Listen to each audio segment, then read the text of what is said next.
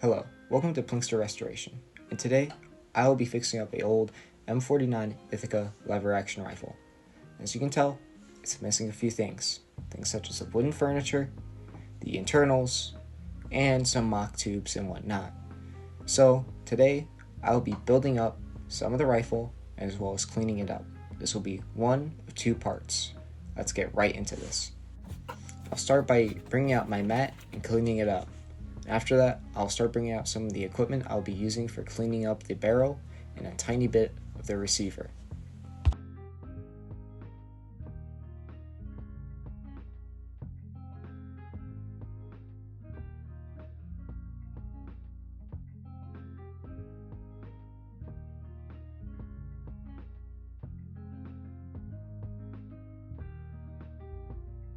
Now, while I clean the barrel, I'm going to tell you a tiny bit of the history of the Ithaca M49.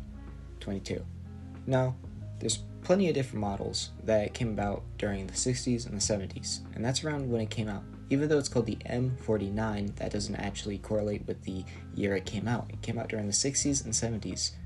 Now, from 1961 to around later 1970s, around 20 years from when it was made, it sold over 500,000 units in the calibers of 22 and 22 Magnum. Even though this model is a single shot and has a mock tube, some other models also had a mechanism that fed rounds into the chamber. Now, this was a bit more expensive compared to the single shot, but not only that, there were some different models that actually changed the cosmetics. So one thing being the stock. You could have a checkered stock that'd make it a bit nicer, and also different years came with different types of woods. So if you're looking for parts, kind of do some research on the shade of wood and what year your gun came out. This is really important if you want to keep it authentic, but if you just want to shoot it, I'd recommend just getting whatever you can get and throwing it on there, such as me. That's what I did with this. But later on, I'll probably replace it with something a bit more authentic if I really feel like it. I'm sorry, but I'm going to interrupt the history real quick and just kind of show you what's wrong with this rifle. Now, I didn't just pick this guy up fully functioning and just missing some furniture. No, I will have to replace a couple internal parts and use the file a tiny bit. Here are some photos of the chamber and as well as the extractor. They are extremely worn down after probably a decade of misuse. So I'm going to be fixing these guys up probably in part 2, but as you can see, I'm using a couple dummy rounds, a couple live rounds, which I do not recommend, only if you're at a range or somewhere safe. But I'm just doing this to make sure that this gun can kind of work, at least extracting non-fired rounds. I know that it won't extract fired rounds because they'll expand and it'll become too much work for the extractor, which is worn down. But nonetheless, let's get back into the history while you guys watch me clean up this rifle and try out different rounds. Another very good thing about this rifle is the fact that you can put about anything you want into it, except 22 Magnum.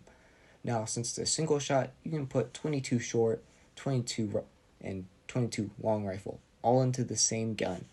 Now, you can also technically put 22 BB, which is also a caliber, but not that many people have it.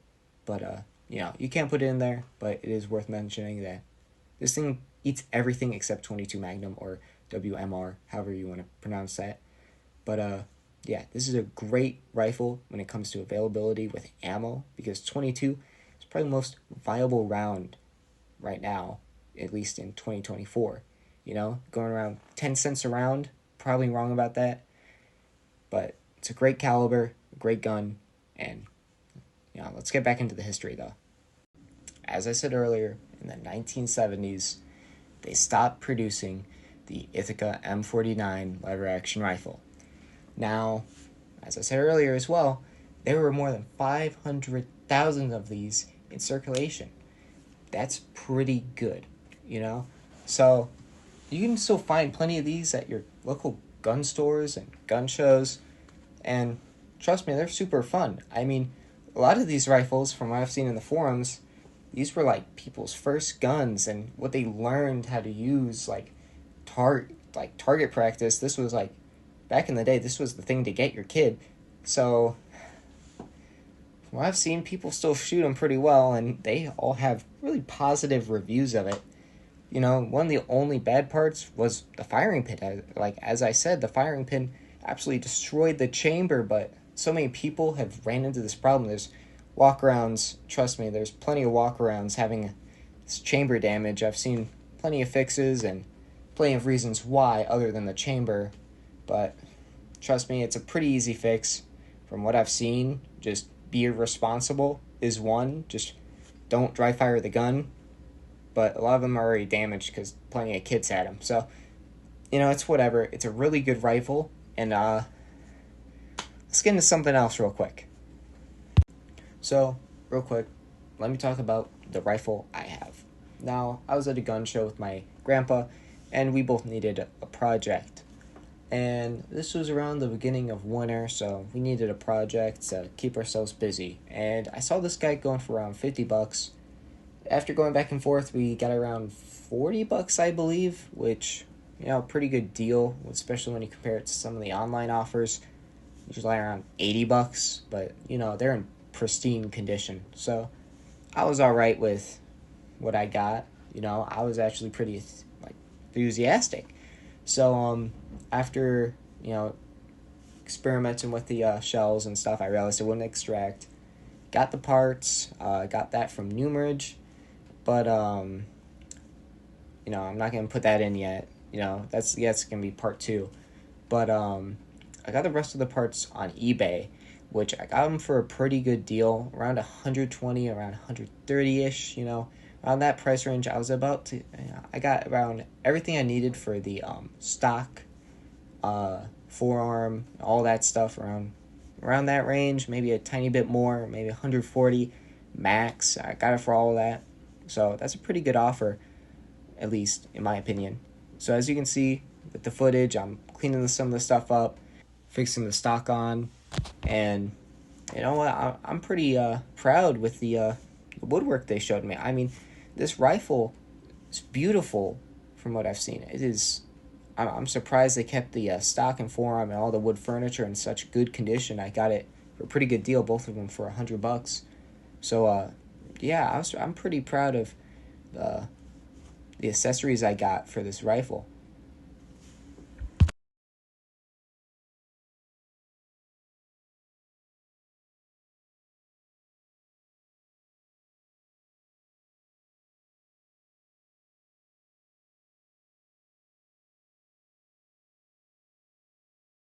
Now this is the final product of this video. Looks really nice, and it's, you know, it's missing a couple parts still. I still need to replace a couple parts.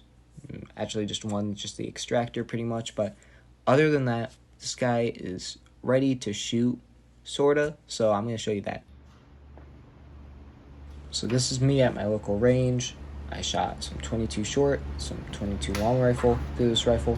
Both of them had some problems extracting, but I expected that, so I got my rod just in case. It's a bit awkward because I had to keep the barrel pointed downrange. I didn't want to flag anyone, so, you know, crisis averted though. I was able to get it all done, you know, keep it downrange. I just kind of had to go to the side of the table. But, you know, this guy shot pretty well. And, you know, just a bit to the right, I'll show you some photos of some of the ammo, what they looked like after, and as well as the grouping, only 2 bullets, so don't expect that much of a group. But other than that, this is a project video. Next video is going to come out probably sometime in the next month or two. I'm going to show you the finished results of this rifle.